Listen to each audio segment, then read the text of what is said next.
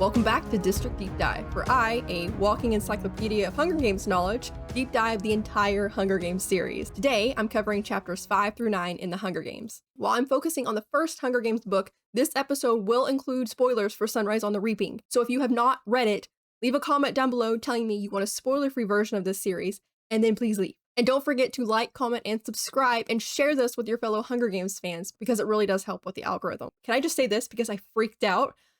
I made an Instagram for the series for District Deep Dive, and Billy Porter, the man who's playing Magno Stift in Sunrise on the Reaping, followed it. I freaked out. I sent it to my friend. I did a voice note to my friend. I was like, oh my god, you're not gonna believe who just followed my account. That was freaking amazing. But anyway, to start out the episode, I'm going to recap the 5 chapters we'll be covering. Chapter 5. We open up Chapter 5 with Katniss in the Remake Center. Her prep team is beautifying her before she's introduced to her stylist. After some obvious problems have been addressed, her stylist, Senna, comes in to meet her. He's not what Katniss expected, being younger, not speaking with the capital accent, and not partaking in any of the capital's fashion trends, aside from some golden eyeliner. Katniss doesn't recognize him from previous years. Senna tells her that this is his first year, and he actually asked for District 12. Over a lavish lunch, Senna says how despicable the capital citizens must seem to her. He tells her about his and his fellow stylist Portia's plan for opening ceremonies. Instead of focusing on the coal miner aspect like District 12 usually does, they're going to focus on the coal itself. And what do you do with coal? You burn it. For opening ceremonies, Katniss and Peeta are dressed in matching simple black unitards that cover them from neck to ankle with shiny leather boots that lace up to their knees. Most importantly, they each have a fluttering cape made with orange, yellow, and red streams and matching headdresses. The plan is to light these pieces with synthetic fire. While waiting for the ceremonies to start, and nervous about the flame idea, Katniss and Peeta both agree to rip off each other's capes. However, when Senna ignites their capes and headdresses, there's only a faint tickling sensation, no burning. At the last second, Senna motions for Katniss and Peeta to hold hands, and then they're off to the opening ceremony's chariot ride. The crowd loves them, chanting their names and district. Gripping tightly to each other, Katniss and Peeta both play to the crowd as they make their way to the city circle. Because of the darkening sky, it makes their outfits stand out even more. After President Snow makes his official welcome from the balcony above, the chariots make their way inside the training center. Some of the other tributes are shooting District 12 dirty looks as Senna and Portia extinguish their flames, because they have literally outshone them in the opening ceremonies. Realizing they're still holding hands, Katniss lets go, and Peeta thanks her for holding on to him as he was getting shaky. Katniss says she's sure no one noticed, to which Peeta replies, quote, "I'm sure they didn't notice anything but you. You should wear flames more often," he says. "They suit you." Katniss at first sees this as sweet, but then remembers that to her, the more likable he is, the more deadly he is. Thinking he's playing a game, Katniss decides to do the same and kisses him right on his bruised cheek. Chapter 6. Katniss and Peeta are taken to their home for the games, the tribute center. Effie tells them that she's been talking them up to potential sponsors, telling them, quote, "Well, if you put enough pressure on coal, it turns to pearls." This, of course, is wrong, but Katniss and Peeta go along with it. After exploring her lavish quarters and the amenities it has to offer, Katniss meets up with Peeta and the rest of their team for dinner. A red-headed Avox girl brings over a cake and sets it ablaze, a dessert Senna ordered in honor of their fiery debut. Not wanting any more alcohol than she's already had, Katniss goes to ask the girl if that's what makes it burn, when she looks up and states that she knows the girl. Panicked, the girl quickly shakes her head and hurries away. Everyone at the table stares at Katniss, with Effie snapping that she couldn't possibly know an Avox. Not knowing what an Avox is, Haymitch tells her that they are traitors to the capital who had their tongues cut out. It's at this statement that Katniss remembers how she knows this girl. One day in the woods, her and Gale saw this girl and a boy running from a capital hovercraft. The hovercraft killed the boy and captured the girl, but not before the girl locked eyes with Katniss and yelled for help. Katniss and Gale remained frozen. Trying to take the heat off Katniss, Peeta exclaims, "Deli Cartwright," and says the red-headed girl looks just like Deli. Katniss goes along with it, knowing very well that Deli and this girl look nothing alike. The moment having passed now, everyone makes their way to the sitting room to watch the recap of the opening ceremonies. Haymitch remarking that Senna's idea for hand-holding is the perfect touch of rebellion. Unlike Katniss and Peeta, the other tributes didn't acknowledge their district partners. This, along with their fiery costumes, made Katniss and Peeta stand out even more. After Haymitch sends them off to bed, Peeta subtly asks how Katniss knows this Avox girl. Knowing he'd cover for her tonight, Katniss decides to tell him. Peeta takes Katniss up to the roof so they can speak without being overheard, as it's windy and louder up there, with the noise able to drown out their voices. He also shows Katniss that there is an electric field surrounding the roof to prevent tributes from jumping. After telling him the story of the Avox girl, Katniss and Peeta head back inside. Upon entering her room, Katniss sees the Avox girl again and apologizes for leaving her clothes and not returning them to Senna. She wants to say more, but she doesn't want to get the girl in trouble. As she gets into bed, she wonders if this girl will enjoy watching her die. Chapter 7. After suffering from nightmares all night, Katniss gets up and readies herself for her first day of training. While eating her breakfast and thinking about her family, Haymitch and Peeta enter the room. Katniss irritated that her and Peeta are in matching outfits again. Hamish asks them if they would like to be coached together or separately. When they both agree to be coached together, Hamish asks them for their individual skills. This starts a conversation/argument of Katniss and Peeta downplaying their own skills while hyping the other one up. Peeta pointing out how Katniss always hits her squirrels and rabbits in the eye with an arrow, and Katniss pointing out how strong Peeta is. During this back and forth, Peeta says that his mother told him that District 12 might finally have a winner because, quote, she's a survivor, that one. Katniss then remembers the incident with the bread again, saying it was only because someone helped her, with Peeta remembering that day too. Peeta tells Katniss that there will be people willing to sponsor her in the arena, then tells Hamish she has no idea the effect she can have, with Katniss, of course, taking the statement as Peeta meaning to insult her. Hamish then tells them that their strategy for training will be to hide their skills and to pick up new ones, meaning Katniss steers clear of archery and Peeta the heavy weights. He also tells them that in public, he wants them at each other's side at all times. When they both begin to object, he reminds them of their agreement to do what they're told. Katniss then storms off back to her room, wondering then if Peeta meant his comment about her not knowing the effect she can have as a compliment, and she realizes how much she's noticed him throughout the years. Meeting Effie and Peeta at the elevator, they head down to the training center, Katniss noticing how much bigger most of the tributes are than her. But she also knows that while she may be naturally smaller, unlike the other underfed children, her resourcefulness has given her a healthier body than most of them. Katniss and Peeta make their way to different stations, one of which being the camouflage station that Peeta excels at. During the second day, Rue appears to be shadowing them, and then joins them at different stations. On the third day of training, the tributes are called individually out of lunch for their private sessions. Since Katniss, as the District 12 girl, is slated to go last, by the time she enters the room, the Gamemakers are not paying attention. Still, she heads to the archery station and strings a bow. Because she hasn't had practice with these weapons and they're different than hers at home, she misses her first shot, losing what little attention she had. After getting a feel for the weapon, she's back to her excellent shooting. However, majority of the Gamemakers are now focused on a roast pig that's been brought into their banquet table. Furious that with her life on the line, the Gamemakers are not even bothering to watch her, she shoots an arrow in the apple of the pig's mouth.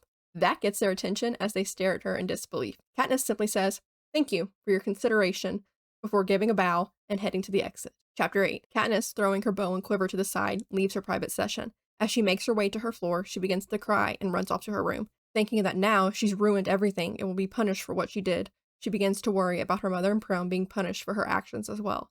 After no cards come to arrest her, she slowly calms down and comes to dinner when Effie calls for her. After some of the adults make some small talk, Hamish finally asks, "How bad were you?"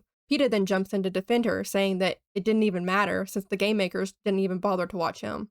After Hamish pisses her off by asking, "And you, sweetheart?" she tells them that she shot an arrow at the Gamemakers. This shocks everyone. She then clarifies that she shot an apple out of the pig's mouth when they weren't paying attention to her. Effie gasping about Katniss walking out of there without being dismissed. Hamish just simply says, "Well, that's that," and continues on with his meal. Hamish. When Katniss voices her concerns on punishment, Hamish says it's doubtful they'll arrest her because it would be a pain to replace her at this stage, and it wouldn't make sense for them to punish her family because the sessions are private. He tells her that most likely they'll just make her life hell in the arena, and Peeta adds that they've already promised to do that. Hamish and Peeta have actually managed to cheer Katniss up. After laughing about the Gamemakers' reactions, everyone heads to the sitting room to watch the score announcements. The scores are as follows. The career tributes all score between an 8 and a 10. Rue pulls a 7. Thresh scores a 10. Most of the other tributes average about a 5. Peeta scores an 8, and Katniss scores an 11. Everyone congratulates Katniss, with Hamish telling her they must have liked her temper, and Cinna remarking, "Katniss, the girl who was on fire." Peeta and Katniss awkwardly congratulate the other, not knowing what their scores mean for the other, before heading off to bed. The next morning, Katniss notes that it's Sunday, and back home, Gale and her devote the stage stocking up for the week. She remembers the first time Gale and her met, her just 12 and him 14, and how they slowly became a team throughout the years, and what Gale has come to mean to her. Heading down to breakfast and joining everyone, Katniss tells Hamish that she can listen to the plan for the interviews while she eats. Hamish then tells her that there's been a change of plans for their current strategy, because Peeta has been asked to be coached separately. Chapter 9. A part of Katniss couldn't help but trust Peeta, but now she feels betrayed at Peeta being asked to be coached separately. She assumes it's because of her outperforming him in training that caused this change of heart. She doesn't say this though, and just simply asks what the schedule is. Hamish informs her that they will each have 4 hours to work on presentation with Effie, and 4 hours to work with him on content. Katniss starts out with Effie, where Effie has her practice walking in heels and a dress, the appropriate way to sit, practice smiling, etc. Effie tells Katniss to just try and picture herself among friends while on stage, to which Katniss says they're not her friends, and they're betting on how long she'll live. This causes Effie to snap at her before she composes herself, and Katniss storms off to get something to eat.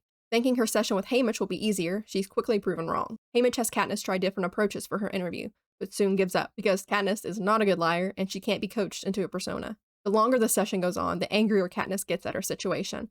After returning to her room, Katniss takes out her anger on the Capitol and Haymitch by smashing dishes around her room. When the Avox girl comes in, Katniss yells at her too, but she stays. Katniss then helps the girl clean up her mess and allows the girl to help her. Katniss whispers to her that she should have tried to save her, to which the Avox girl just shakes her head and indicates that if she had, Katniss would have ended up in Avox too. The next morning, Katniss's prep team and Cinna work on getting her camera ready for her interview that evening. The dress Cinna gives to Katniss is covered entirely in reflective red, yellow, and white gems with bits of blue ones at the tips of the flame design. Even just slight movement gives the impression that she's entirely engulfed in flames.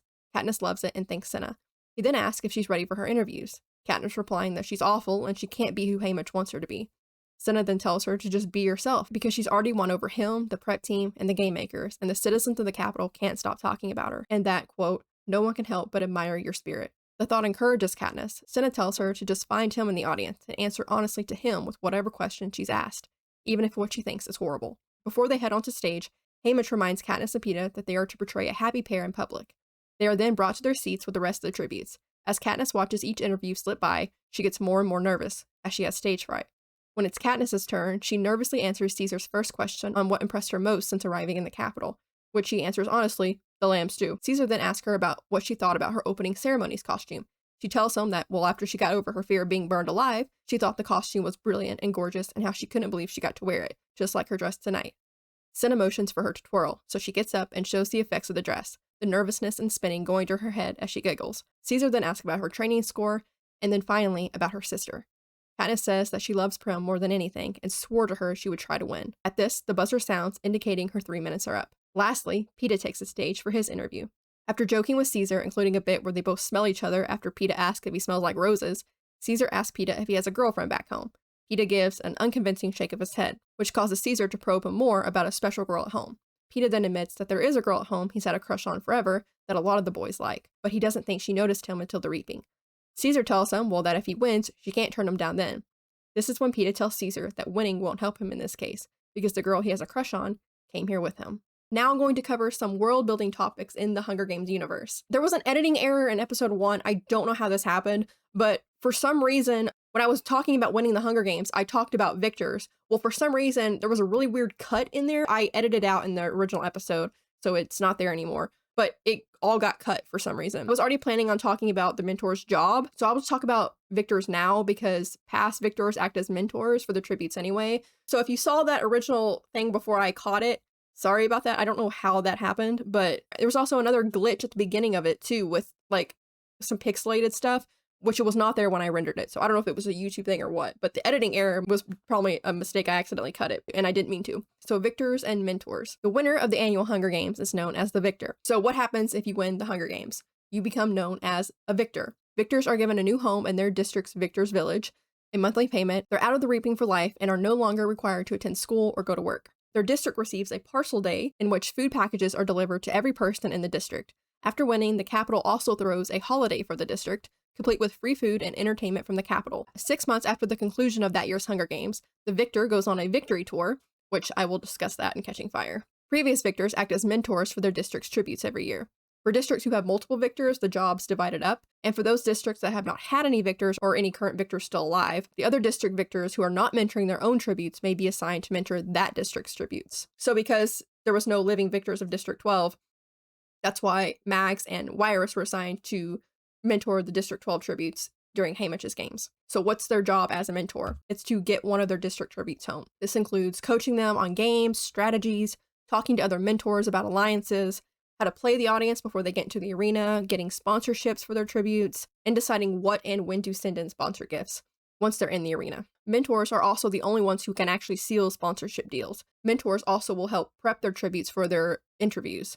In Katniss and Peeta's case, Haymitch works with each of them for 4 hours on content for their interviews and decides how they're going to present themselves and market themselves. If the mentor is successful in getting their tribute out of the arena alive, they will attend the closing ceremony alongside their victor, as well as accompany them on their victory tour. We also have district escorts, which is what Effie is. Escorts are Capitol citizens who are assigned a district for the annual Hunger Games. They are the ones to pick out and read the names at the reaping in that district and responsible for keeping the tributes and the mentors on schedule during the events and the training leading up to the games. They also talk up their tributes to potential sponsors and help the tributes prep for interviews. So like in Katniss and Peeta's case, Effie is given 4 hours with each of them to work on presentation to help prepare for their interview. Like I mentioned in the recap She has Katniss working on walking in heels and a dress, the proper posture, eye contact, hand gestures, which I'm doing now, and smiling. In the event that one of their tributes wins, they're introduced on stage during the closing ceremonies and will accompany that victor on the victory tour. Their job would then include escorting the victor from district to district and keeping everything on schedule. I mentioned the redheaded Avox girl. Avoxes, or an Avox, is a person who has committed a crime against the capital, such as treason, and had their tongues cut out so they can't speak. These can be people from the districts or the capital. They're slaves of the capital and they're treated as less than human. Aside from the removal of their tongues, Avoxes have also been known to be subjected to torture and experiments. Avoxes are enslaved to do a variety of undesirable jobs, which include working in the sewers of the capital, waste management, and being servants. Avoxes are the staff that wait on the tributes before the games. During the year of the 74th Hunger Games, the Avoxes that waited on the District 12 tributes wore white tunics. Because their tongues have been cut out, it makes it noticeably difficult for them to swallow. You're also not supposed to speak to an Avox unless you're giving them an order. Some Avoxes communicate using gestures, writing, or sign language. Now on to Gamemakers. Gamemakers are responsible for planning, creating, and controlling the Hunger Games each year. This includes the arenas, the mutations, what's inside the arena, like the weapons, what resources are available, stuff like that. During the games, they control the announcements, firing the cannon when a tribute falls, and they decide what is shown to the audience and what is not. During the year of the 74th Hunger Games, the Gamemakers appear to watch the training of the tributes on the first day of training. There are about 20 of them, and they're dressed in deep purple robes. Sometimes they'll take notes on the tributes, but other times they'll just ignore them in favor of the bottomless banquet that's provided to them. They take special interest in Katniss Epida, Katniss noting that she saw them consult with their trainers during their meals and have caught them watching her. Next, we have the Stylist and Prep teams. They are just what they sound like. Each tribute is given a personal stylist and prep team. The prep team is in charge of beautifying their tributes, like waxing, exfoliating, bathing, applying makeup, tweezing hairs, everything like that. The stylists are in charge of all the outfits that the tribute wears aside from the arena outfit. By controlling what they wear, the stylists can also hinder or give advantage to the marketability of the tributes. If their tribute wins, they're responsible for covering up the damage done in the arena and remaking them. They're also introduced on stage during the closing ceremony for their victor. As a victor, the same stylist and prep team will also be in charge of their appearance for the victory tour. Now I'm going to go over the different events that the tributes attend and the places they go. The Remake Center is where the tributes are taken to be cleaned up and groomed to the capital standards by prep team and stylist. The room Katniss is placed in the Remake Center has cold white walls and floors and a table to lay on. There's a sitting room connected to Katniss's room in the Remake Center, where her and Senna have lunch. It has 2 red couches that face each other with a low table in the middle. All the walls of the room are blank, with the exception of one, which is made entirely of glass and overlooks the city. The table in the middle also has a button on the side that, when you press it, splits the table and a second tabletop emerges with their lunch. The bottom floor of the Remake Center is just essentially a giant stable, and it's where the tributes start the chariot rides from. Opening ceremonies. So the opening ceremony is also known as the tribute parade or the chariot ride. It's a televised evening chariot ride through the capital. They were introduced during the 25th Hunger Games, or the first quarter quell. The chariot ride takes place in the day that all the tributes have arrived in the capital, and it's the first time that all the tributes are shown together to Panem. The audience at the parade are given programs with the tribute's name on them. Each district is styled to represent their industry, but it's up to the stylist on how that industry is portrayed. Each chariot is pulled by a team of 4 horses, with both tributes riding in the chariot. Because the horses are so well trained, no one has to guide them. Each district's horses also match that district's aesthetic/industry. So the District 12 horses are coal black, and the District 1 horses are snow white. This is a very big event in the capital. Quote, massive doors slide open, revealing the crowd-lined streets. The ride lasts about 20 minutes and ends up in the city circle, where they will welcome us, play the anthem, and escort us into the training center, which will be our home/prison until the games begin. There are buildings that surround the city circle where the most prestigious capital citizens gather to watch the parade from windows. During the ceremony, when all 12 chariots fill the loop of the city circle and pull up to the president's mansion, the music ends, and President Snow gives the official welcome from his balcony. After the speech, the national anthem plays, and the chariots make one final lap around the circle before entering the training center. And they also show a replay of the opening ceremonies later that night. I've mentioned the training center a couple times. The training center is where the tributes are imprisoned/live until the games. It's a tower designed exclusively for the tributes and their teams. Each district gets their own floor, with what floor you're on being the same number as your district. So Katniss and Epida are on the very top and have access to the roof because they're from District 12, meaning they're on the 12th floor. The walls of the elevator are also made of crystal. The rooms are plush and filled with automatic gadgets, and it's massive. Katniss says that her quarters alone are bigger than her entire house at home. This is how Katniss describes it. The shower alone has a panel with more than 100 options you can choose, regulating water temperature, pressure, soaps, shampoos, scents, oils, and massaging sponges. When you step out on a mat, heaters come out that blow dry your body. Instead of struggling with the knots in my wet hair, I merely place my hand on a box that sends a current through my scalp, untangling, parting, and drying my hair almost instantly. It floats down around my shoulders in a glossy curtain. I program the closet for an outfit to my taste. The windows zoom in and out on parts of the city at my command. You need only whisper a type of food from a gigantic menu into a mouthpiece, and it appears, hot and steamy, before you in less than a minute. There's also a balcony that overlooks the Capitol that's connected to the dining room. Like I mentioned, people on the 12th floor have access to the roof. So there's a flight of stairs that takes you to the roof and into a small dome-shaped room with a door to the outside, which is warm and bright. An electric field, which we later learn is called a force field, surrounds the top of the roof to prevent anyone from jumping over the side. There's a garden on the other side of the dome with flower beds and potted trees, and there's hundreds of wind chimes that are hanging down from those trees. The training rooms are below ground of the Tribute Center. It's an enormous gym with hanging lights and different types of weapons and obstacle courses. Speaking of training, the Capitol, being, oh so generous, provides training for their tributes before the games over a period of 3 days. This consists of different stations led by experts that the tributes can choose to go to learn and or practice a variety of skills, including survival and fighting techniques. The tributes train together until the last afternoon on the third day, where they perform in private in front of the Gamemakers. On the first day of training, all the tributes arrive by 10 a.m. and are told the training schedule and the full list of stations. The tributes have the number of their district pinned to the back of their shirt. In her private session with the Gamemakers, Katniss describes the archery station as having bows made from all types of materials, including wood, plastic, metal, and other materials that she doesn't recognize. The shooting range has standard bullseyes and human silhouette targets. While it's technically training and not the actual games, there are already strategies in effect for each of the tributes during the training time. So, for example, Haymitch telling Katniss to steer clear of archery to hide that talent of hers, and to only show that in her private session. Breakfast and dinner are served on the tribute's own floor, but during lunch, all 24 tributes eat together in a dining room connected to the gym, and the food is arranged on carts in a serve-yourself type service. So now on to private sessions and scores. On the third and last day of training, tributes are called out of lunch for their private session with the Gamemakers. They're called district by district, with the boy tribute going first, then the girl. Each tribute gets 15 minutes to show the Gamemakers their special skills. These are private sessions and they're not aired on television. After watching the tributes in their individual sessions, the Gamemakers give each tribute a score between 1 and 12, with 1 being the worst and 12 being the absolute best.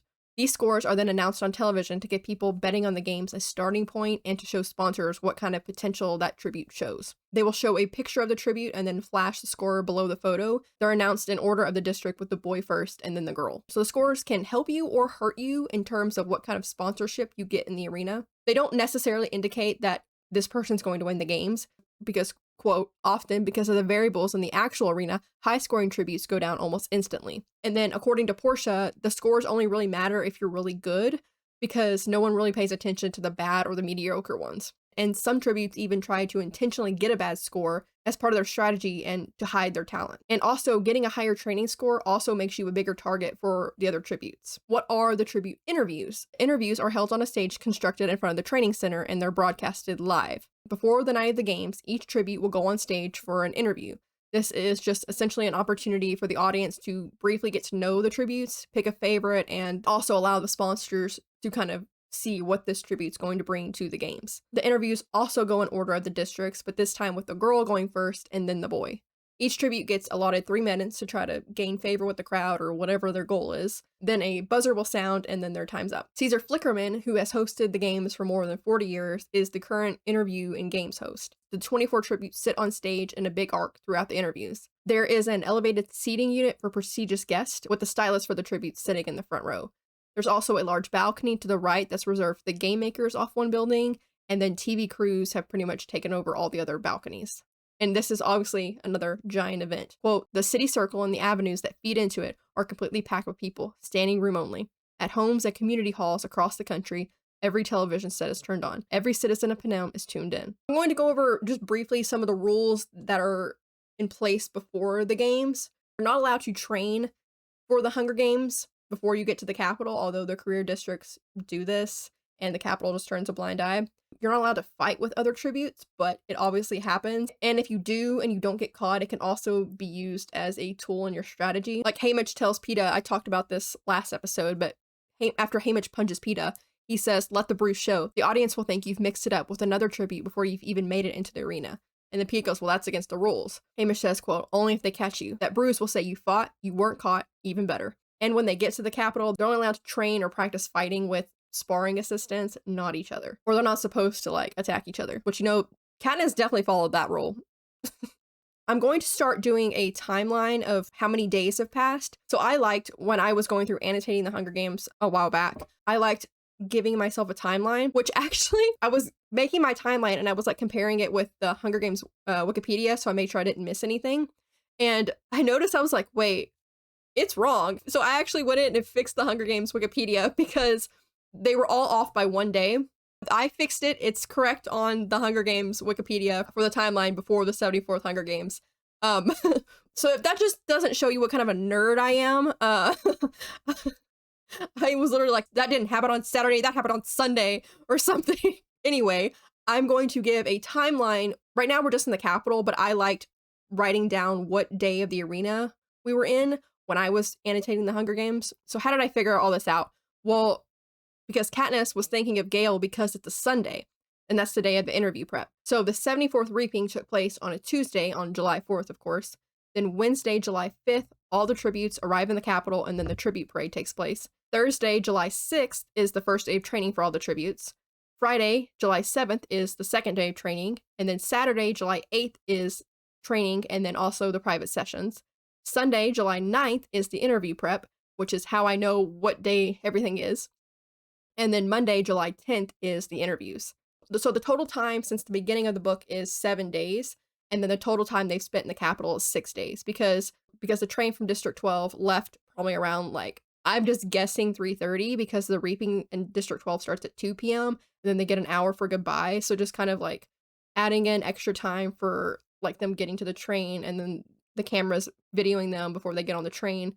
I'm just going to guesstimate it's about 3:30, around there. And then the train leaves from District 12 and heads to the Capitol. And then it's the next day when Katniss and Peeta get to the Capitol. So far, they spent 6 days in the Capitol, and then first day of the whole series was the Reaping and then leaving to go to the Capitol. I'm doing that now because when we get into the arena, I want to tell you guys, like, a timeline of what's happening each day and how long they've been in. Now on to new characters we meet in this set of chapters. I am going to cover all the tributes next episode, but I wanted to go ahead and include Rue here too. To start out, we have Katniss's prep team, Flavius. He has orange corkscrew curls and wears his trademark purple lipstick. Venia. She is a thin, angular woman with aqua-colored hair and gold tattoos above her eyebrows. She's the strongest emotionally out of Katniss's prep team. And Katniss notes in Mockingjay that she notices her roots are starting to grow in gray, so that kind of gives you a basis of maybe what age she is. And then Octavia is a plump woman who has dyed her entire body a pale shade of pea green. Cinna, who is Katniss's stylist, he looks normal compared to the rest of the Capitol citizens Katniss has seen this far. He's young with close cropped hair that appears to be his natural shade of brown. He wears a simple black shirt and pants. He also has metallic gold eyeliner applied with a light hand, which brings out the flecks of gold in his green eye. His voice also notably doesn't have the Capitol accent like the rest of the Capitol citizens do. This is his first year as stylist for the games, and he requested District 12. He has a calm demeanor, and he genuinely wants to help Katniss. Next, we have Portia, who is Peeta's stylist and Cinna's stylist partner. We don't really know that much about her, but she is introduced here. Then we have Lavinia, which she isn't mentioned with her name here because Katniss doesn't know it, but Lavinia is the redheaded Avox girl, and we learned her name in Mockingjay. So I will probably just say Lavinia, but I also may alternate between saying the Avox girl or the redheaded Avox girl because that's what Katniss calls her up until this point. So Lavinia is the Avox that waits on District 12 tributes during the 74th Hunger Games. She is originally from the Capitol and is described as having dark hair, striking features, and porcelain white skin. When Katniss first saw her, she was running from a hovercraft with a boy in the woods outside of District 12. She had tattered clothes and dark circles under her eyes from lack of sleep. She was captured by the Capitol in a net from a hovercraft after attempting to escape. And then we don't really know anything about this person, but the escaped Capitol boy that was trying to escape with Lavinia, he was from the Capitol, also attempting to escape. He also wore tattered clothes with dark circles under his eyes, but he was killed by a spear from the Capitol hovercraft. We don't meet Deli here, but Katniss and Peeta both mention her. She's friends with Peeta, but I'm not going to talk about her until Mockingjay. But I will just say that here, Katniss just describes her as a pasty-faced, lumpy girl with yellowish hair, and that she may be the friendliest person on the planet, and she smiles at everybody, including Katniss. Of course, we have Caesar Flickerman. He is the current host of the Hunger Games. Like I mentioned, he has hosted the interviews for more than 40 years, and his appearance has pretty much remained unchanged throughout that entire time. He always wears a midnight blue suit that has 1,000 little electric bulbs that twinkle like stars. He wears pure white makeup and has the same hairstyle, but he does change the color of it for every Hunger Games. So for this year, for the year of the 74th, his hair is powder blue with eyeshadow and lipstick to match. And then last year, for the 73rd Hunger Games, Katniss said he looked like he was bleeding because the color he chose was crimson. Katniss does say that Caesar does genuinely try to make the tribute shine in their interviews and try to help them out. And Rue, I'm going to briefly cover her right now. So Rue is a 12-year-old girl from District 11. She has, quote, bright dark eyes and satiny brown skin and stands tilted up on her toes with her arms slightly extended to her side, as if ready to take wing at the slightest sound. Rue's small, and Katniss says she couldn't tip the scale at 70 pounds soaking wet. She's good at climbing, using a slingshot, and has a lot of knowledge about plants. Next, we have Atala, who is a tall, athletic woman who is the head trainer in the training center for the tributes. Very briefly, we have President Coriolanus Snow. He is a small, thin, 82-year-old man with paper white hair and is the president/dictator of Panem. And then we have a couple unnamed people. Katniss mentions the Knot Station trainer, the Camouflage Station trainer. You don't really know anything about them aside from the Camouflage Station is full of enthusiasm at Peeta's work. And then the Knot Station trainer just seems to be happy that there's people at his station because knot tying doesn't really seem to be a Hunger Games training hotspot. We have a mention of Plutarch. He's not mentioned by name here. He's just the game maker that fell into the punch bowl. But we learn in Catching Fire that the man who fell into the punch bowl is Plutarch. Also not mentioned by name, but we get his name later on. We get it in Catching Fire, is Seneca Crane. He's not mentioned by name in the books until Catching Fire. We do know his name in the first Hunger Games movie, though. And he's the head game maker for the 74th Hunger Games. Now we can finally jump into the deep dive section of the episode. So I cover foreshadowing, parallels, symbolism, discussion topics. I mean, everything right here. I'm not covering absolutely everything because I'm saving some of it for later on. But don't worry, I will always have a lot of stuff to talk about, including right now. I tried to divide this into sections more than I did last episode because I didn't really like how I was going back and forth. I want to talk about Katniss and Peeta first. I mentioned last episode that we get the first instance of them working together as a team when they're on the train with Haymitch. There's also some more instances we get of them working as a team before they even enter the arena. We have them both agreeing to rip off each other's flaming capes before the tribute parade. They also initially agreed to be coached together. And then they both try to downplay their own abilities, but also hyping the other one up. Katniss and Peeta silently communicating after the interaction with the Avox girl, and Peeta says, oh, that's like Deli Cartwright. After they're going to bed, he just casually mentions, oh, Deli Cartwright, what are the odds her lookalikes here? And then just casually mentions, like, oh, have you been to the roof yet? You can see the whole city, but, the wind's kind of loud. Katniss, quote, I translate this into, no one will overhear us talking in my head. So they're already communicating without saying certain things because they know there's probably cameras and surveillance, which just helps them in the games and in Catching Fire and later on. And then after their private sessions, when Katniss is all upset and then she comes down to dinner, before she tells him what she did, she looks at Peeta and then he kind of like just raises his eyebrow like, what happened? And then she just kind of shakes her head. So they're already silently communicating. They're developing friendship, them joking together, of course, about Haymitch because they love to take the piss out of Haymitch, and vice versa, like I said last episode. When they're nervous about, being set on fire for the chariot ride, Peeta's like, where the hell's Haymitch? And Katniss goes, with all that alcohol in him, it's probably not advisable to have him around an open flame. And then they both start laughing. And the Katniss is just like, oh, we're both laughing because we're both nervous about, the games and being turned into human torches, that they're not acting sensibly, but they're just making fun of Haymitch together. They're joking around. I will talk about Peeta's self-deprecating humor in a second. Katniss is worried she's going to get a bad score, and then Portia tells her, oh, people don't really pay attention to the mediocre ones, and that some people actually intentionally try to get a low score. Peeta says, quote, I hope that's how people interpret the 4 I'll probably get. If that, really, is there anything less impressive than watching a person pick up a heavy ball and throw it a couple yards? This is making me laugh. One almost landed on my foot. And then Katniss grins at him, and he's just being self-deprecating and being funny, and he's making her feel better. I talked about last episode, Peeta and him symbolizing Katniss's rock. She literally says in this set of chapters, quote, I'm glad now I have Peeta to clutch for balance. He's so steady, solid as a rock, which they're literally holding onto each other for balance too, but it also foreshadows him being Katniss's rock metaphorically. And Peeta immediately jumping in to either take the heat off Katniss or try to help her, which I love Peeta. Like when Katniss slips and's like, oh, I know you, to the Avox girl. And then everyone's looking at her, and Peta's like, Deli Cartwright, yeah, I thought she looked familiar too. You know, that's crazy how much they look alike. They're dead ringers for each other. He obviously knows that this girl looks nothing like Deli, but he wants to take the heat off Katniss and help her out. And then later on, when Haymitch is asking, well, how bad did you do during the private sessions? Peta immediately jumps in before Katniss can respond, saying it probably doesn't even matter because they weren't even paying attention to me when I came in there. It's him defending her to Haymitch a little bit, and then him trying to also take the heat off. And it makes Katniss feel better too, even that one line saying, oh, they weren't paying attention to me either, because she's like, oh, it wasn't just me that was provoked. Peta was too. He just didn't act on it. This is going to be, I think, a reoccurring section in the deep dive, because I talked about it last episode. I'm going to talk about it this episode. This is just like a constant thing with Katniss. She doesn't believe in Peta's kindness. She doesn't trust that he's actually being kind. Here's the first quote I want to talk about with her. This is after Peta tells her, you know, you should wear flames more often because they suit you. And he's flirting with her. A warning bell goes off in my head. Don't be so stupid. Peta's planning how to kill you, I remind myself. He's luring you in to make you easy prey. The more likable he is, the more deadly he is. Because two can play at that game. I stand on my tiptoes and kiss his cheek, right on his bruise. Since Katniss thinks that Peta's playing a game, she's like, well, I'm going to do the same thing back. But Peta doesn't know that Katniss thinks he's not being genuine. So from Peta's perspective, he just flirted with Katniss, and in response, she kissed him on the cheek. So they have very differing views on what's happening here. And then later about the Avox girl again, after Peta covers for her, Katniss is wondering, like, should I tell him about the Avox girl or not? Because, and then she's like, can he use this against me in any way, before she decides to tell him.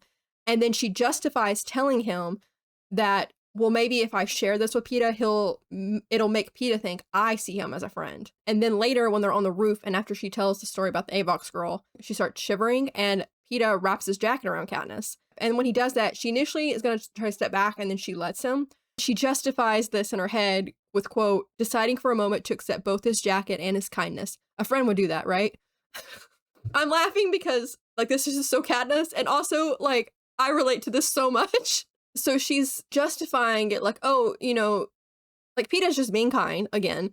And she's like, you know what? I'm gonna let him be nice to me. Well, if Peta thinks I see him as a friend, then he thinks his plan is working. Like, Katniss does a whole bunch of mental gymnastics to justify some stuff sometimes. I also mentioned this in episode 1 that she questions if Peta really didn't know that his father came and brought her cookies after the reaping and the goodbyes, because she just watched him lie so smoothly with the Avox girl. During the scene with them talking about their capabilities with Haymitch and them like downplaying their own and then hyping the other one up in like kind of an argumentative way, this is back to Peta jumping in. I already mentioned this, but he jumps in to talk up Katniss after she downplays her own abilities. And Peta tells her, you know, don't underrate yourself because Haymitch can't help you if he doesn't know what you're capable of and doesn't know how good you are. It surprises Katniss that, one, Peta has noticed her skills, and two, that he's talking her up and telling her to be honest about what she can do. She immediately goes on the defensive and says, well, you need to tell him how good you are too. You need to talk about your skills too. In this part, Peta, kind of exasperated with her, rolls his eyes and looks at Haymitch, and that's when he says she has no idea the effect she can have. And then Katniss, of course, takes this the completely wrong way, and in a bad way, because she told Peta that she was only a survivor because someone helped her, Peta. And then Peta's like, there'll be people to help you by sponsoring you in the arena, and the Katniss is like, well, there'll be people to sponsor you too. And that's when Peta's like, whatever, and then she has no idea the effect she can have. Katniss takes him saying that as a slight against her. Let me just quote her thoughts here, because Katniss, girl, she was spiraling. What on earth does he mean? People help me? When we were dying of starvation, no one helped me. No one except Peta. Once I had something to barter with, things changed. I'm a tough trader. Or am I? What effect do I have? That I'm weak and needy? Is he suggesting that I get good deals because people pitied me? I try to think if this is true, because some of the merchants were a little generous in their trades, but I always attributed that to their long-standing relationship with my father. Besides, my game is first class. No one pitied me. I glower at the roll, sure he meant to insult me. Peta definitely did not mean it that way. He meant it that people admire her and admire her courage and her perseverance. But Katniss did not take it that way, and she just like went down a rabbit hole like, he thinks people pity me. Katniss like misreading situations is just, it's a pillar of her character. After a little bit, she storms off back to her room, and she thinks, quote, obviously he meant to demean me, right? But a tiny part of me wonders if this was a compliment, that he meant I was appealing in some way. Yes, Katniss. Yes, that's what he meant. Back to her not believing kindness and not trusting Peeta's intentions. Her knee-jerk reaction when someone gives her a compliment isn't to assume they meant it as a compliment, it's to immediately assume that they're meaning to insult her. And it isn't until out of the situation that she questions this, that maybe he didn't mean it that way. And then despite her not wanting to, they do develop a friendship here. Katniss is thinking that they're only pretending to be friends when they're in public because, you know, Haymitch told them you have to appear this way in public. When they're back in private, Peeta makes a joke and she laughs at it, but then stops herself because she's thinking, no, this friendship is only pretend. I don't need to be laughing when we're in private I don't need to be having these kind of conversations with Peeta when we're in private. And so she tells him, let's not pretend when no one else is around.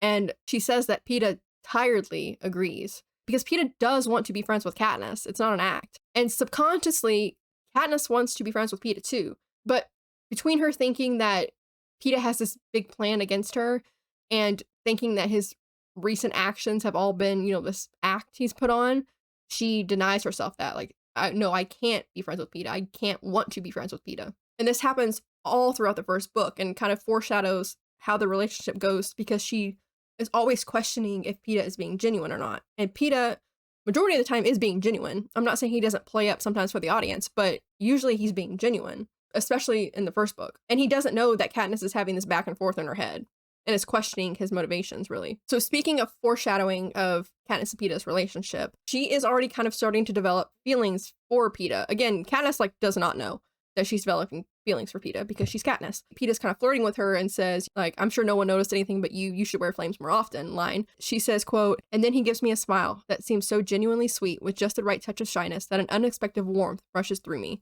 And that's when she has to remind herself that, oh, Peeta's planning to kill you, which, I mean, he's not, but Katniss thinks he is.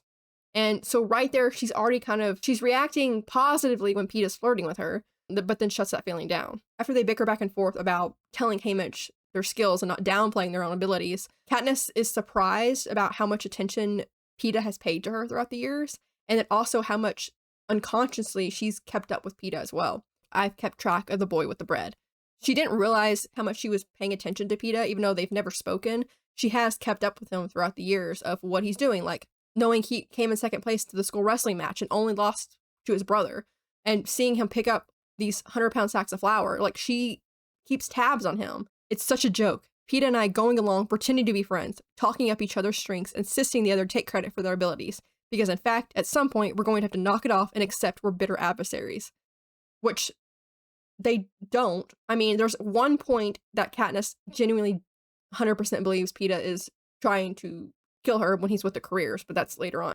But for the most part, she doesn't want to kill Peeta. I don't think she 100% thinks and believes that Peeta is planning to kill her until that moment, because if she genuinely did think that, she wouldn't be developing this friendship. If it was Cato, they would not be being friends. I mean, yes, part of it's because just of who Peeta is, but then if she genuinely did think she was in danger from Peeta, she would not be like this around him, because she does trust him, and that's why she feels betrayed when he says he wants to be coached alone, because it kind of confirms what she's been trying to convince herself of. Again, with her thinking she shouldn't want to be friends with him, but kind of can't helping being friends with him and wanting to help him. Before they go into the private sessions, it's just the two of them left. When Peeta's called in, she tells him, you know, remember to throw the weights. And she's like, I don't know why I said that. But then she justifies that as, well, if I can't win, I want Peeta to win because that would help my mother and Prim with him being the victor of the district. You know, because it's definitely not because she cares about him. And then, like I said about her feeling betrayed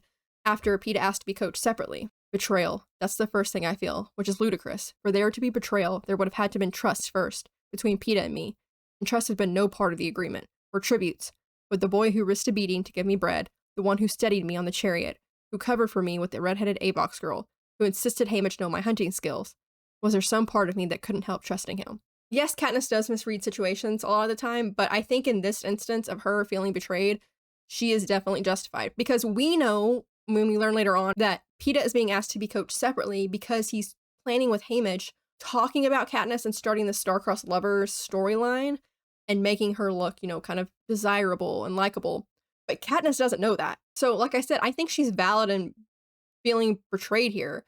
And she's not really misreading the situation like she is in other situations because just from what she knows, like, they agree to be coached together, and then all of a sudden, I do better at my private sessions, and then Peta's saying, I want to be coached separately. So it makes sense from her point of view. That does look like what's happened.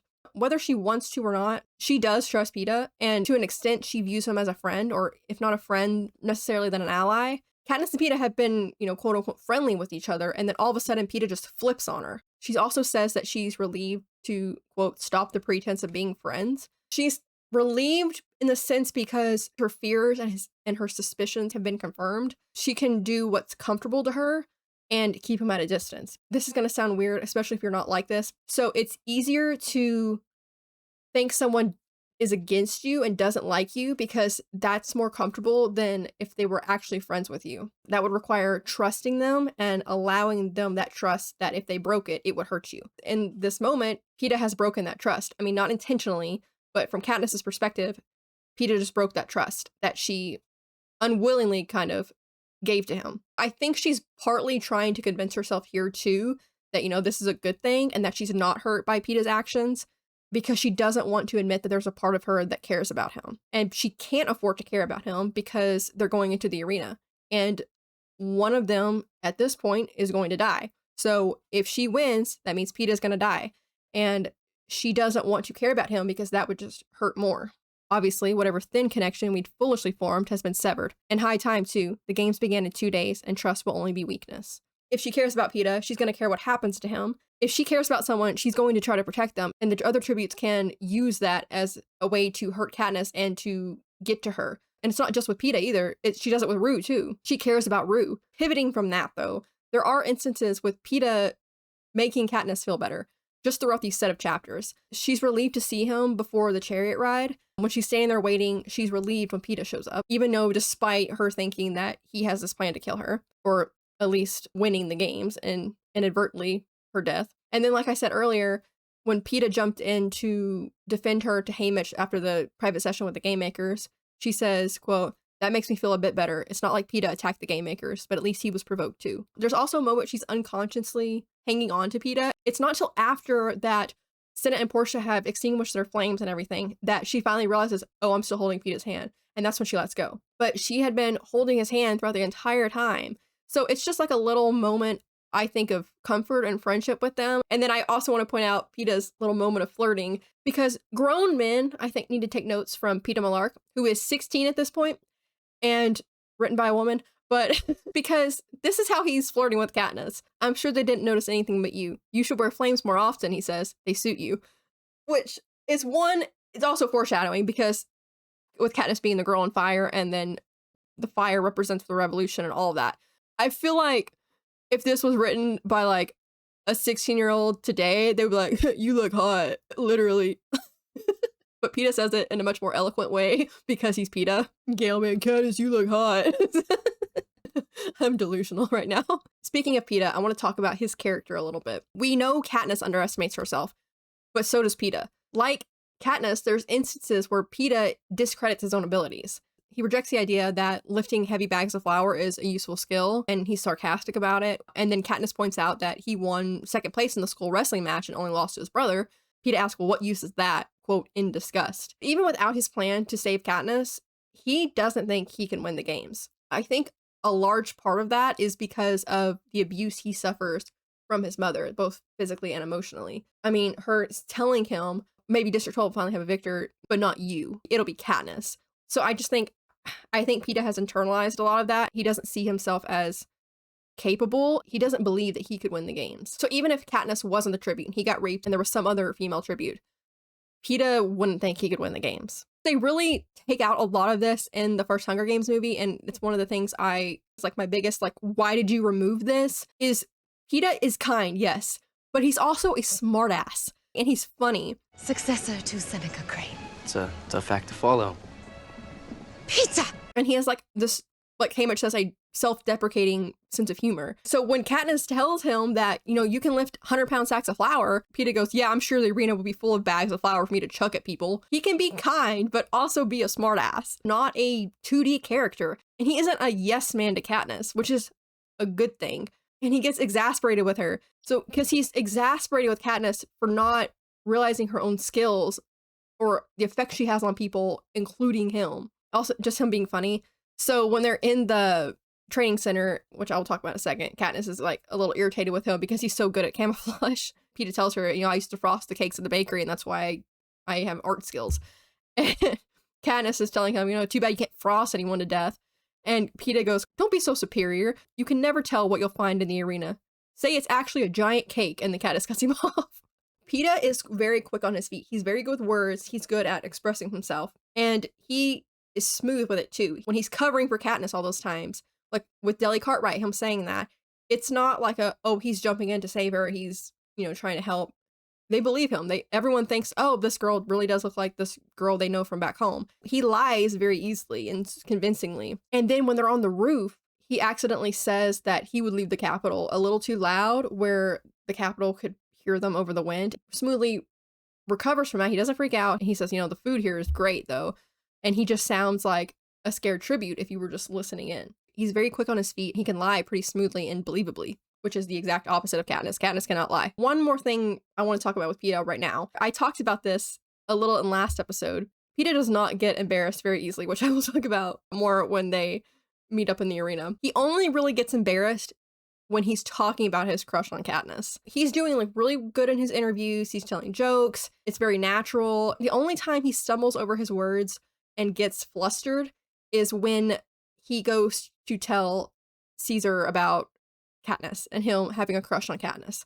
This is how Katniss describes it, quote, Peeta blushes beet red and stammers out because she came here with me. Peeta is not one to stumble over his words and is not one to get embarrassed, like I said. That's also just a little incident of him being a kid still, because he's talking about his crush and he's telling all these people in front of her, like, damn, yeah, that would be embarrassing, especially when you're 16. Switching over to Katniss right now, there are some instances where she's being unfriendly or lashing out, and it's when she's upset or she's hurting that I want to talk about. Because Katniss sees herself as unfriendly, and she can be, but it's usually masking her being upset or hurt. Like she's thinking of one thing, goes to another, and then all of a sudden she's upset. But it may be the first thing that led to the second thought that made her upset. And what I mean by that is when they're at the camouflage station, Peeta tells Katniss, I used to decorate the cakes at the bakery, and those are the cakes that Prim used to take her to go see.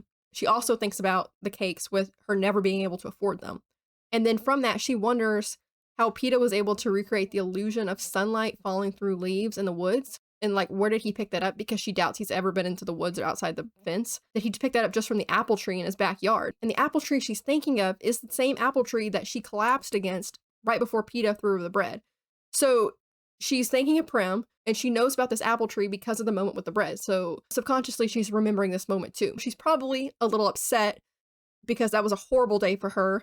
And then she's thinking about her sister. Obviously, she misses Prim. And so instead of being upset, she masks that and lashes out in anger instead, because anger is a safer emotion for Katniss. Somehow, the whole thing, his skill, those inaccessible cakes, the praise of the camouflage expert, annoys me. When Peeta points out, I think Rue's being our shadow, Katniss lashes out at Peeta. What can we do about it? I ask him more harshly than I intended. Nothing to do, he says back, just making conversation.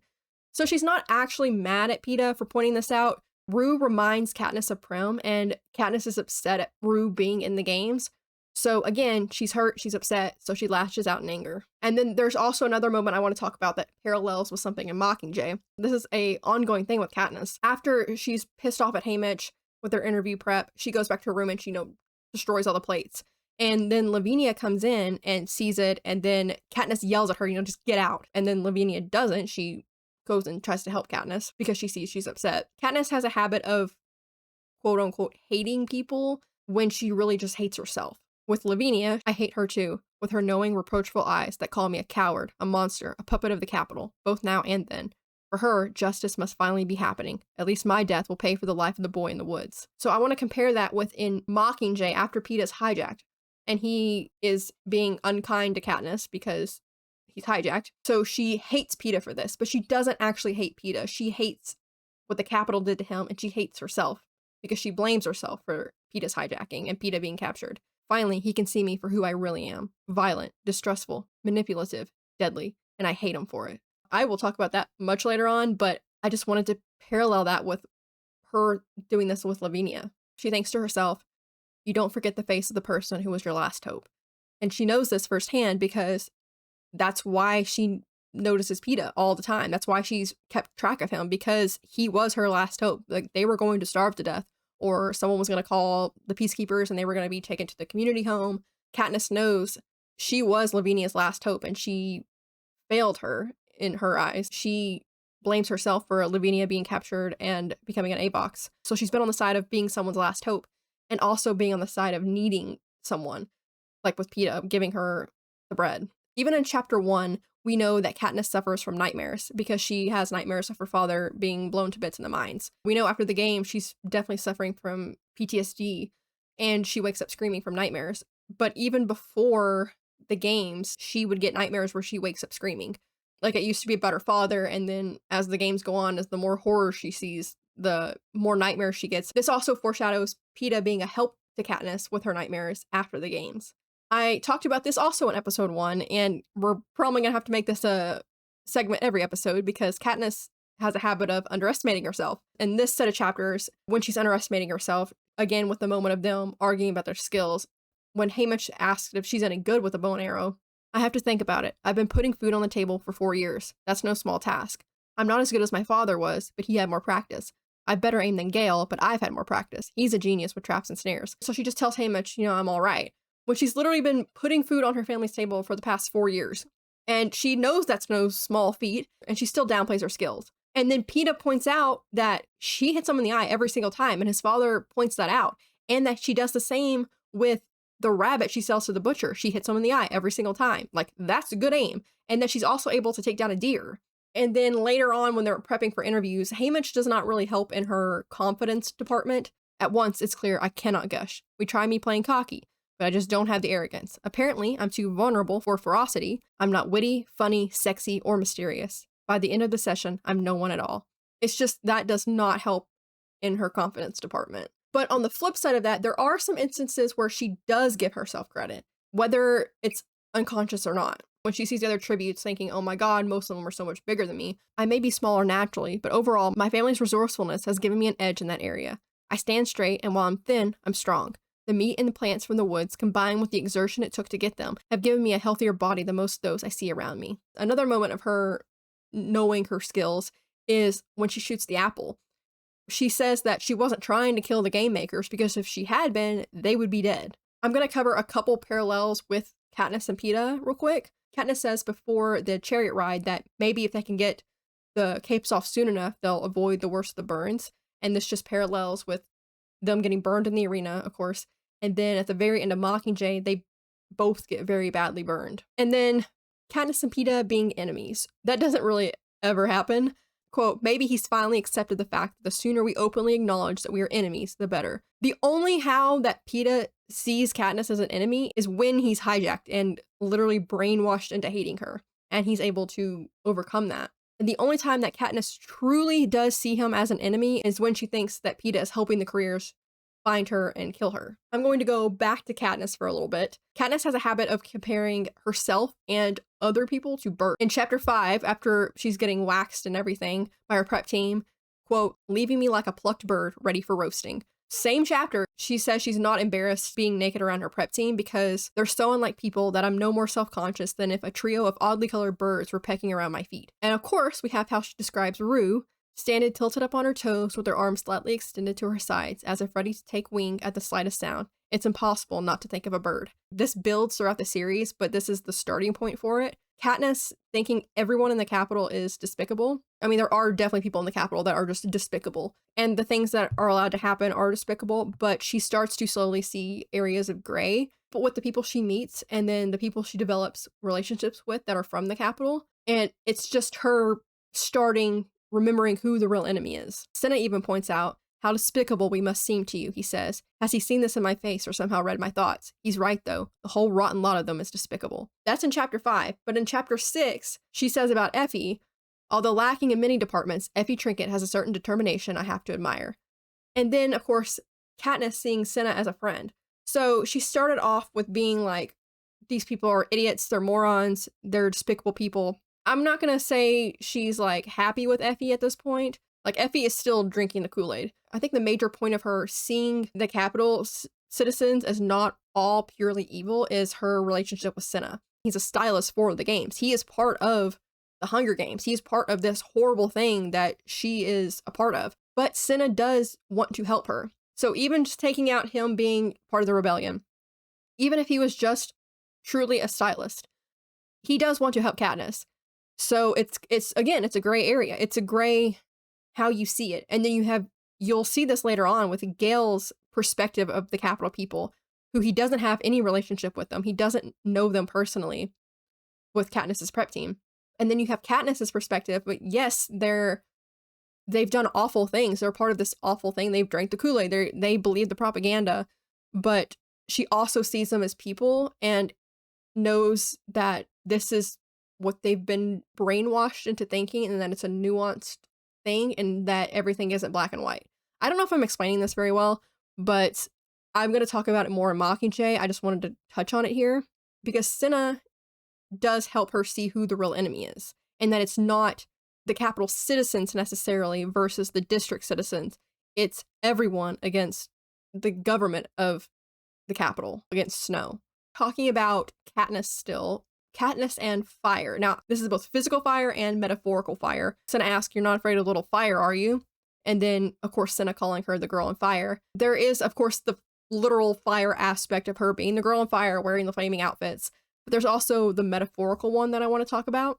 We see throughout the series the fire that Katniss has in her, whether that's protecting someone or her anger at the Capitol. During her practice sessions with Haymitch, she gets mad at Haymitch, yes, but she's also mostly angry about her situation, meaning the Capitol and the games. All I can think about is how unjust this whole thing is, the Hunger Games. Why am I hopping around like some trained dog trying to please people I hate? The longer the interview goes on, the more my fury seems to rise to the surface, until I'm literally spitting out answers at him. This is also foreshadowing. Haymitch says that he's asked her 50 questions and he still doesn't know anything about her life. And she goes, "But I don't want them to. They're already taking my future. They can't have the things that mattered to me in the past," which is just so sad too. Like a lot of the parallels and foreshadowing is in the series, because that's exactly what happens after the games. Her future is taken from her, at least for a while. The things that mattered to her in the past are also taken from her. And still within the fire, I just want to point out this quote because I love it and it foreshadows, "No one will forget me. Not my look, not my name. Katniss, the girl who was on fire." I mentioned earlier about Peeta acting like the kid he is. I want to point out some instances that Katniss kind of shows being a teenager. You really notice this reading these as an adult, which I've read this series every year for over a decade.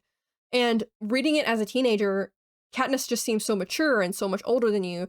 And then reading it as an adult, yes, she's had to grow up very fast, but you also see instances of her just being the kid that she is, because she is just 16. Slamming the door after her and Peeta's conversation about skill, she slams the door. After she shoots the apple, she's upset. She runs back to her room crying and she throws herself on the bed. And then when Effie and Haymitch start banging on her door like, what happened? Come out.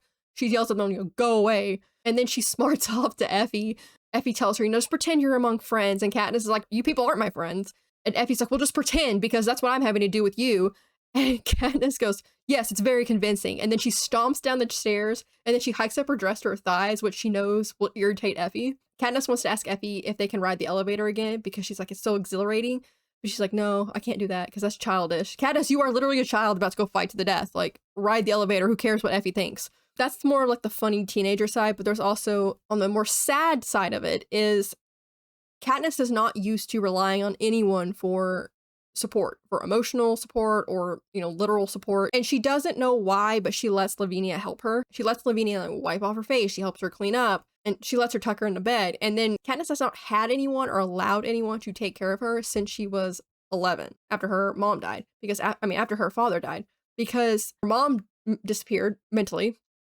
And then once she started to come back, Katniss didn't trust her, so she pushed her away. So she hasn't allowed really her mother to take care of her at all. And it's in moments like this that you see that scared little girl. Then she goes, "I want her to stay until I fall asleep, to be there when I wake up. I want the protection of this girl, even though she never had mine." She wants someone there for comfort. Katniss talking about the people she cares about. So Katniss doesn't really care what happens to her after she shoots the arrow and she thinks she's going to be punished. She's more concerned about what's going to happen to Prim and her mother. I've said this before, but the people that Katniss cares about is a major driving force in the series. Like I talked about last episode, her love for Prim is what kicks off the series. And during her interview with Caesar, she tells him that obviously she loves Prim more than anything, and that Prim asked her to try really hard to win. And then when Caesar asked what's her response to that was, this is how Katniss feels and what she says. But instead of warmth, I feel an icy rigidity take over my body. My muscles tense as they do before a kill. When I speak, my voice seems to have dropped an octave. I swore I would. Her reaction to that, and then the language of her muscles tensing like she does before a kill, it just foreshadows what she has to do and what she's willing to do to protect the people she cares about, and what she's willing to do to stay alive to keep that promise for Prim. Katniss is also very practical and isn't one for extravagance. So just some little instances of that is when she can order whatever food she wants. And when she's waiting for dinner, she chooses to order goose liver and puffy bread, which may also be kind of a comfort food for her because it's familiar, but it's also, she can have whatever she wants, and she chooses something that probably reminds her of home, one, and then is simple. Like I said, she's practical. So when Effie is like having her walk in a dress, she picks up her dress and like hikes it up because that way she can walk better. She doesn't care about the appearance of it. She's just thinking, oh, I need to walk over there. I'm going to pick up my dress. And then what's impressed her most about being in the Capitol, when Caesar asked her, she says the lamb stew, which one, of course, Katniss pointing out food, like I talked about last episode. And she does it again in this chapter. I just had already talked about it. But she's always pointing out what food she's eating. It's just something so small. Like, it wasn't like, oh, the glamorous buildings and the dresses. It was the lamb stew. Food is a luxury for Katniss. One more thing about what makes Katniss is when she's practicing with Effie for the interviews, she thinks like, I'm determined to walk in these heels because Effie can walk around these things all day.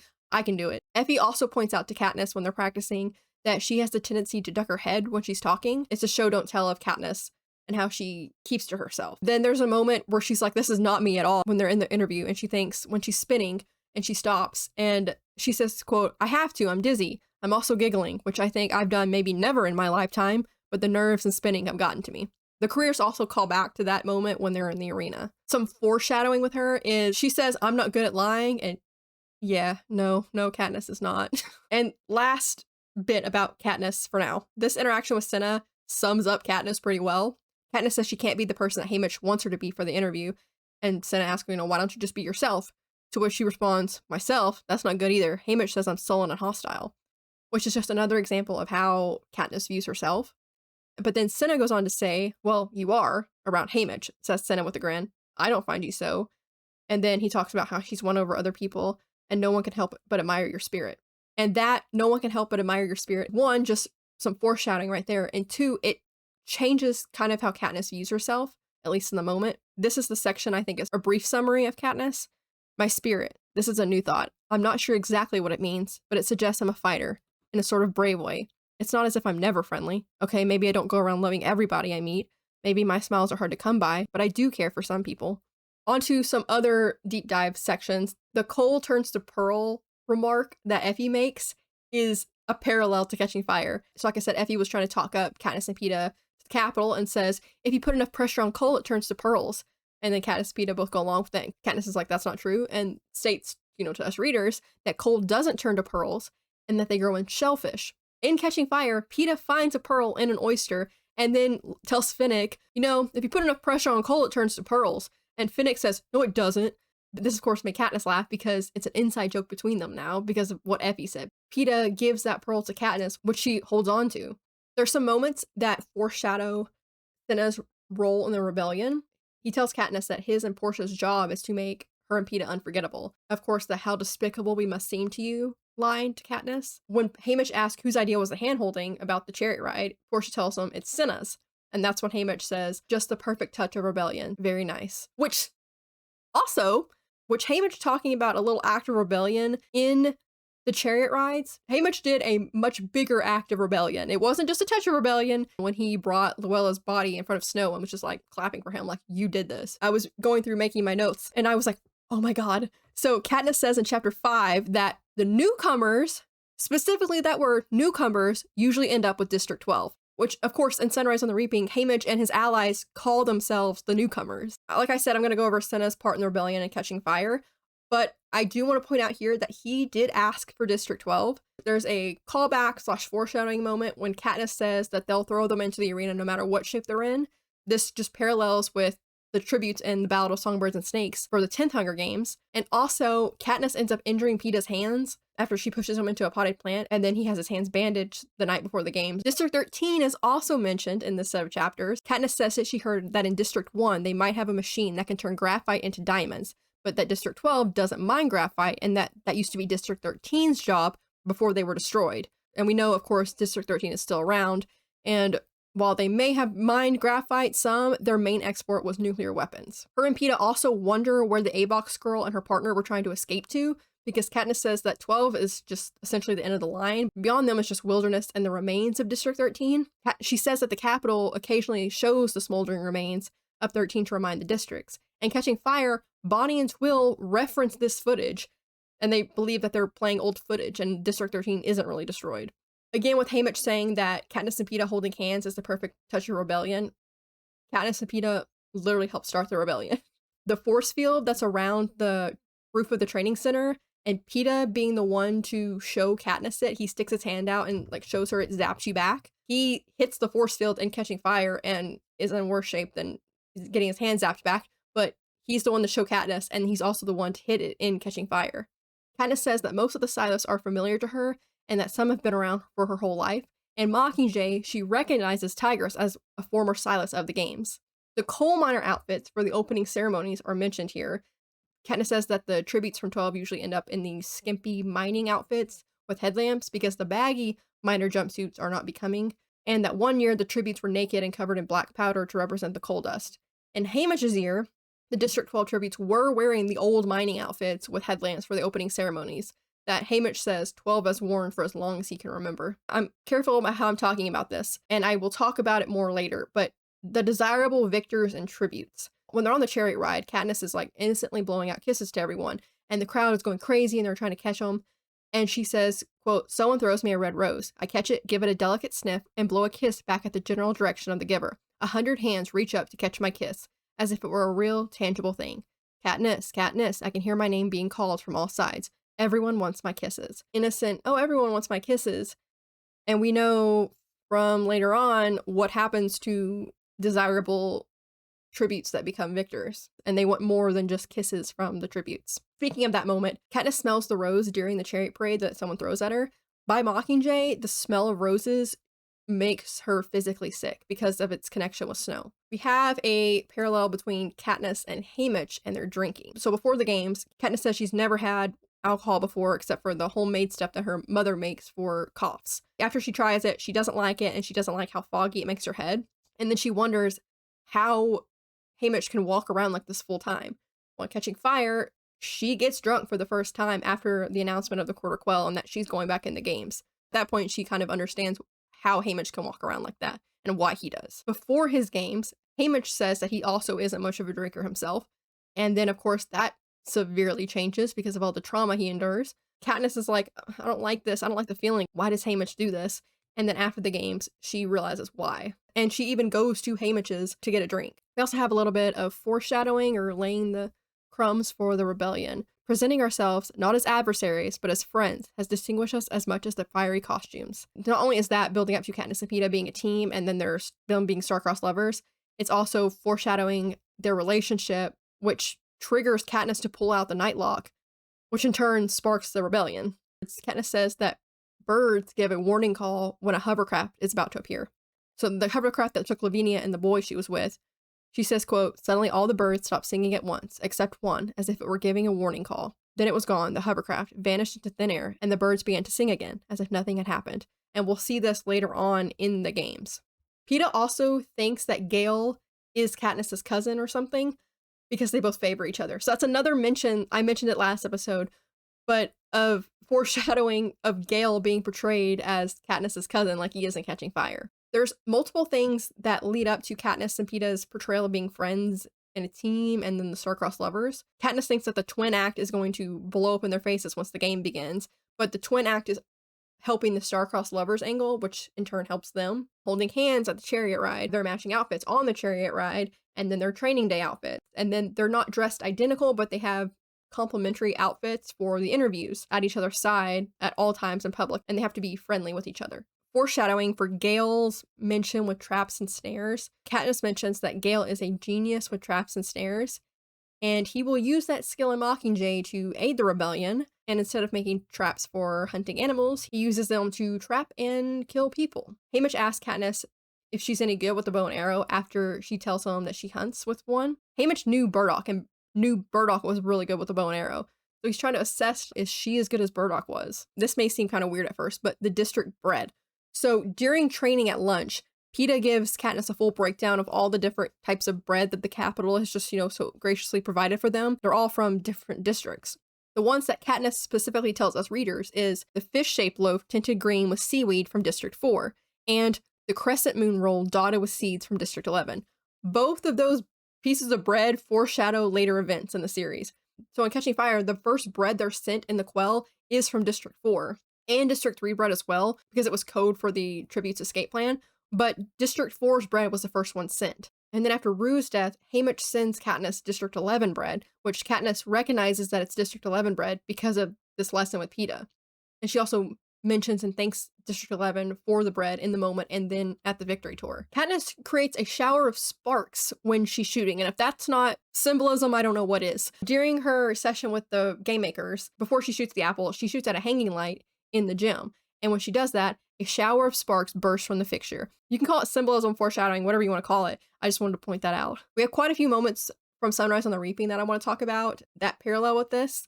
So Katniss and Haymitch are both worried about how their actions will affect their loved ones. Katniss is worried that the Capitol will kill her family in retaliation because what do they care? Haymitch knows this firsthand because Snow killed his family because of his actions. We also have one between Katniss and Maisie. So Katniss says that she wasn't trying to kill the Gamemakers because if she had been, they'd be dead. In punishment, they're probably going to wait until the arena and stick some starving wild animal on her as punishment. And Maisie does intentionally kill a Gamemaker in the arena, and then they sick pink birds on her to kill her as punishment. After Katniss shoots the apple, Katniss thinks they still need a girl tribute from District 12, don't they? So it made me think of Luella and Lulu.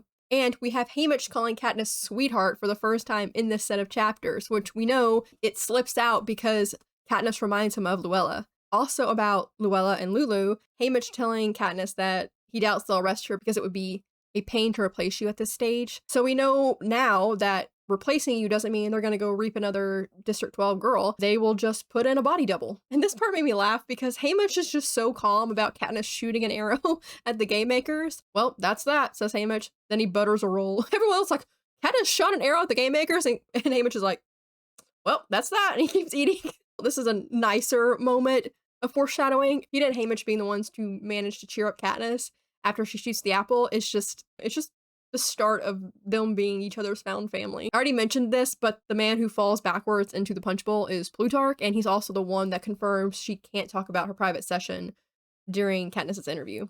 Portia tells Katniss that even if she did get a bad score, that some people do that intentionally to hide their talents.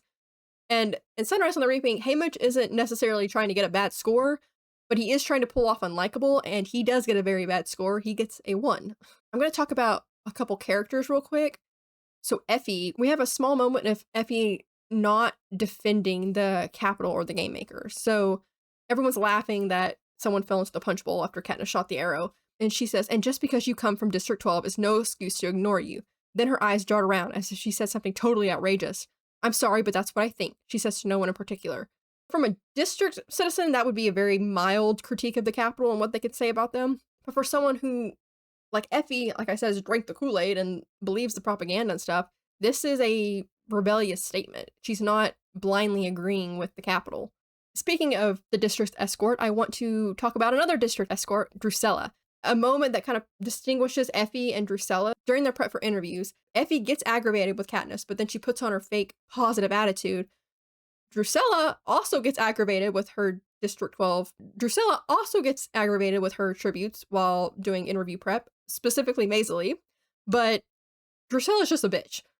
And Gale. So we get the flashback on how Katniss and Gale met. Up until this point, Gale is the only person that Katniss can be herself around. She doesn't have to hide her emotions when she's out in the woods with Gale, and she says that yes, he's her hunting partner, but he's also her confidant. She misses him, of course, and wishes that she had her best friend with her, but also not, because that would mean that, where he would be. She says, quote, I call him my friend, but in the last year, it seemed too casual a word for what Gale is to me. Because Gale is her family, and whether she has romantic feelings for Gale or not, she cares about Gale and their relationship. That's just what makes Gale's attitude in Catching Fire after she comes back from the games just so much worse. And that's, I'm going to say this for Catching Fire, but it's Gale's attitude towards Katniss after the games is the main reason why I don't like Gale. Because there's other parts of his character, like he's not a perfect character. No one in the series is a perfect character. I don't not like Gale just because of some of his actions. Like, you can understand where he's coming from in some points. Like, you understand his point of view.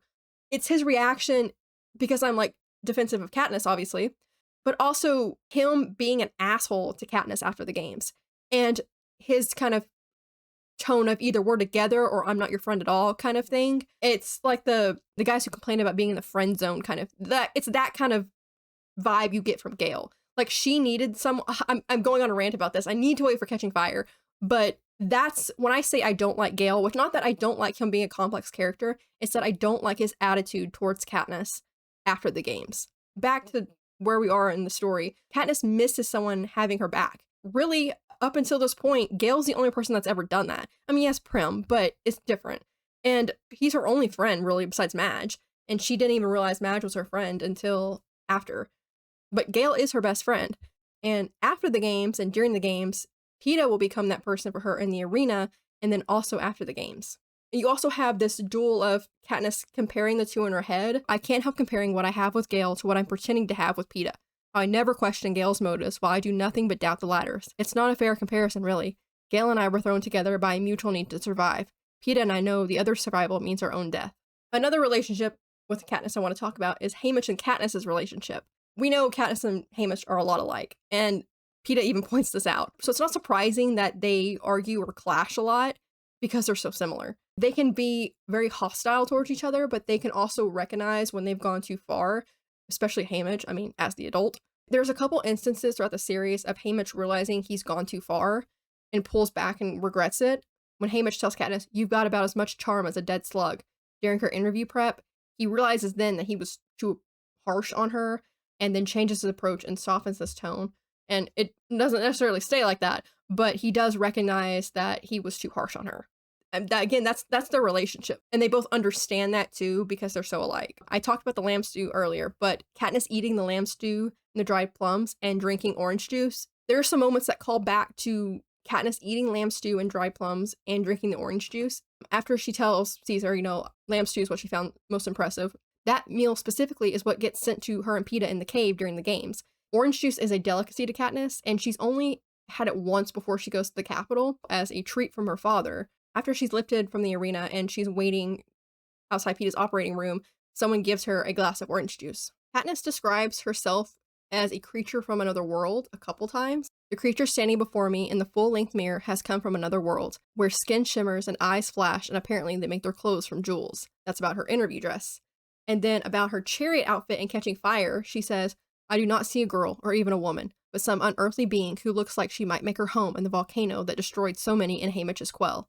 Speaking of Haymitch, Caesar also calls back to Haymitch falling off the stage of the Reaping during Katniss's interview, which of course happened last episode. I also just want to talk about this part right here very quickly. Katniss says that, quote, they do surgery in the Capitol to make people appear younger and thinner. In District 12, looking old is something of an achievement since so many people die early. You see an elderly person, you want to congratulate them on their longevity. Ask the secret of survival. A plump person is envied because they aren't scraping by like majority of us. But here it is different. Wrinkles aren't desirable. A round belly isn't a sign of success. That right there, it just shows District 12 in the Capitol, what you value when you have money and when you don't. Lastly, I want to talk about Rue very briefly. She tells Caesar in her interview, quote, I'm very hard to catch, she says in a tremulous voice. And if they can't catch me, they can't kill me. So don't count me out yet. And this proves to be true for a while because she makes it to the final 8 in the Hunger Games. Moving on to the symbolism part of the deep dive, I'm going to go over some names and then other stuff that's mentioned and the meaning behind it. The name Rue is a small yellow flower. It's a medicinal plant and symbolizes sorrow, regret, and repentance, which I think is very fitting for what happens with Rue. Caesar, while Caesar's name probably is a reference to Julius Caesar, because Suzanne Collins has a penchant for naming her characters after famous historical Roman figures. So it's probably a reference, like I said, to Julius Caesar, but the name Caesar also means hair, which Caesar does change his hair color a lot for each Hunger Games. It's thought that Hamish's name comes from the Scottish name Hamish, which means supplanter, and then Mitch, which means big or great, so a great supplanter. Hamish's last name, Abernathy, is also theorized to reference Ralph Abernathy, who was a civil rights leader in the United States. Effie means well-spoken or pleasant speech. I also found out that Effie, the Effie, like the spelling in the book, or Effy, is also a nickname for the name Elizabeth, which Elizabeth Banks plays Effie in the original series. Cinna comes from the word cinnamon, and cinnamon is obviously edible. Cinnamon is a small evergreen tree. Portia is derived from the Roman name Portia, spelled Porcia. In Roman times, Portia was the second wife to Brutus. According to Ancestry.com, Portia is also a famous Shakespearean character in the play The Merchant of Venice, where she's portrayed with, quote, intelligence, wit, and strength of character. Flavius means yellow hair or blonde. I'm definitely mispronouncing his last name, but Flavius Aetius was also a Roman general. Venia means grace, forgiveness, and favor. And Octavia, which I actually know this because of the TV show The 100. In ancient Rome, Augustus, the first emperor of Rome, had a sister named Octavia. And the meaning of Octavia is 8 or 8th. That's the last name I'm going to cover for right now, but we have some other symbolism I want to cover. The red rose, which is what Katniss catches, is commonly known to represent love, passion, and desire, but it can also symbolize respect, admiration, courage, and sacrifice. In Roman mythology, Venus, the goddess of love, is said to have cut her ankles running through a thorn bush trying to get to her lover, Adonis, and warn him about a murder plot against him. Her blood droplets turned into blooming red roses. Pearls symbolize purity, love, and passion, protection, wisdom, innocence, and wealth. Diamonds represent eternal love, purity, and strength. A chicken can represent good luck, fertility, motherhood, and prosperity.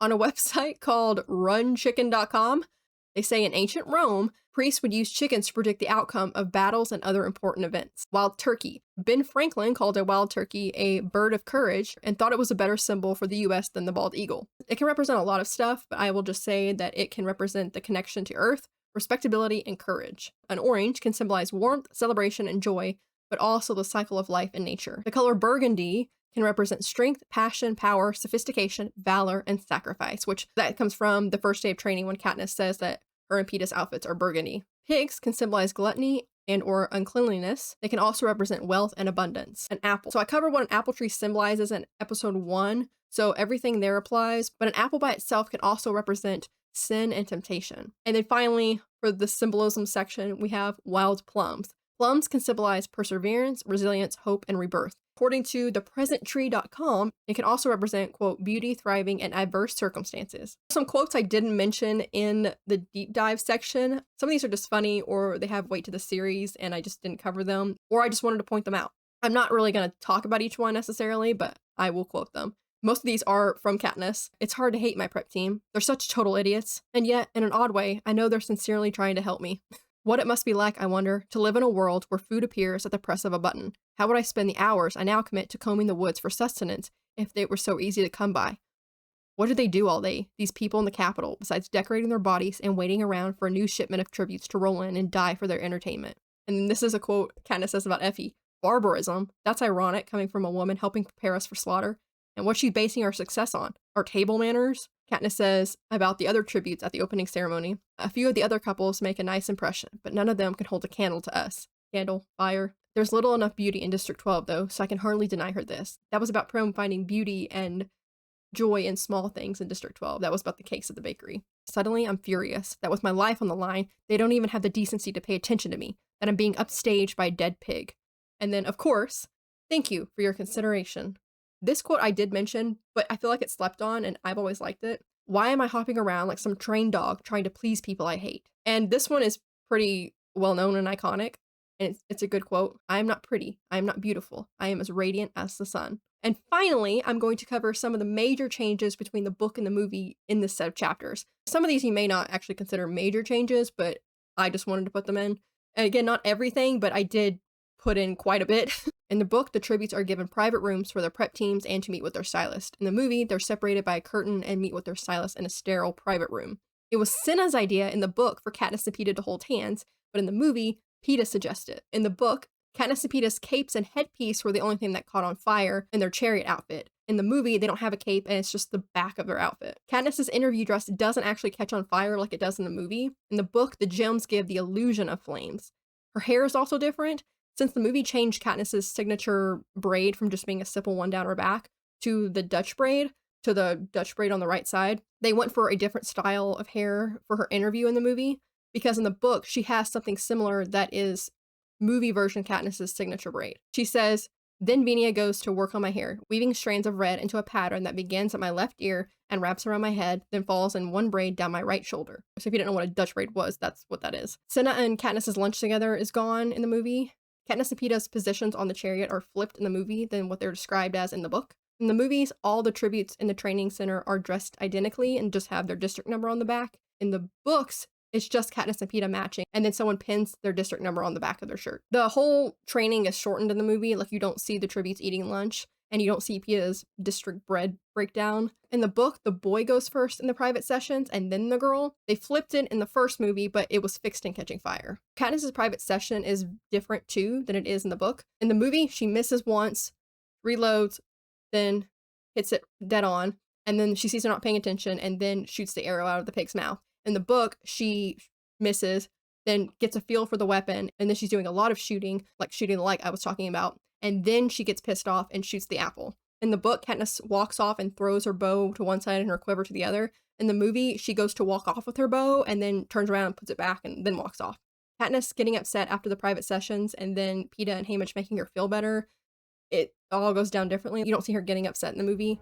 And that is it for this week's episode. Next week, we are entering the arena, and I will be covering 5 chapters, the first part of Part 2, the games, with chapters 10 through 14. Don't forget to follow the show on TikTok and Instagram, and also anywhere where you get your podcast if you would prefer to listen to this in podcast form. Don't forget to like, comment, and subscribe, and share with your fellow Hunger Games fans because it really does help with the algorithm. Thank you guys so much for watching, and thank you to everyone who watched episode 1. With that, I will see you all next week.